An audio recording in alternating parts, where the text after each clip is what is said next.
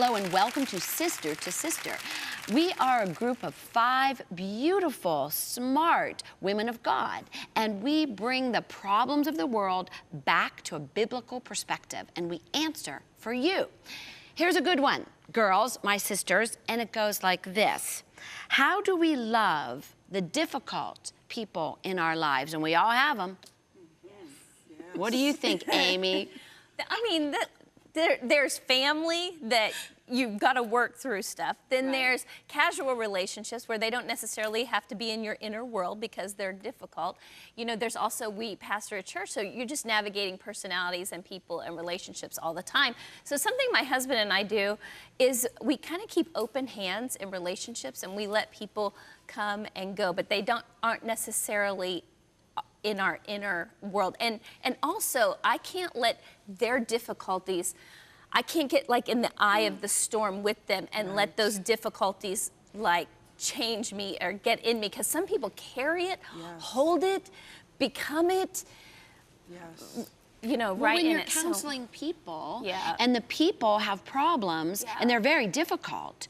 So how do you divorce yourself from their stuff? I think sometimes we're distracted by the problem.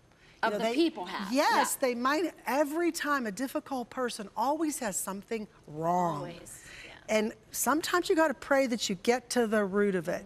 And I was thinking about this question last night, and poor Martha, I'm sorry to rat on you or whatever the word is called, but I think she was difficult in Jesus's life. Martha and Mary. Her brother died, and she's like, us. Jesus, if you were there, my brother wouldn't have died. Jesus, don't you care that Mary's not helping me?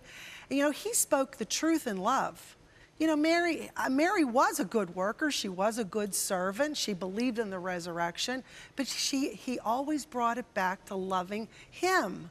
So bring it back to the simple with your difficult friends. Don't get distracted and mired down in all of their issues and problems. Sometimes the Lord just has to work on them, and you say just a few words to get them off of the problem and their eyes onto the Lord and the purpose that they've been called in their life. That is such good advice.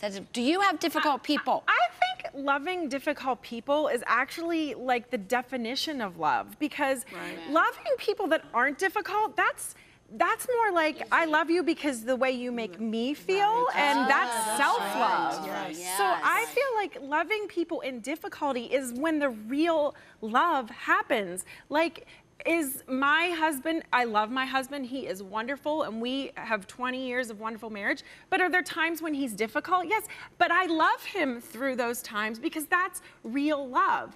I mean, look at the ultimate example, like you said, of Jesus.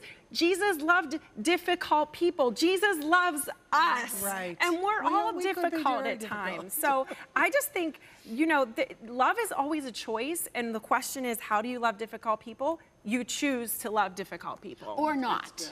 Or not. If there's a difficult person, we've talked about this before, and I read in the Word, honestly, I can remove myself from the difficulty. Well, when I find that when I want to remove myself, first of all, how do you love difficult people? I believe you have to do it through prayer, just straight neology 101, okay? Because you never know what it is. It's like, I see what you do, but God knows why you do what you do. So that thing that's irritating me, you know, God has a way of revealing that and giving me compassion towards the person. The other thing is, let's not forget, you know, we sometimes are that difficult friend ourselves, okay? And that's the power of prayer, because many a times I have gone to my knees because I had an issue with a situation or a person, and who God showed that needed to change was me.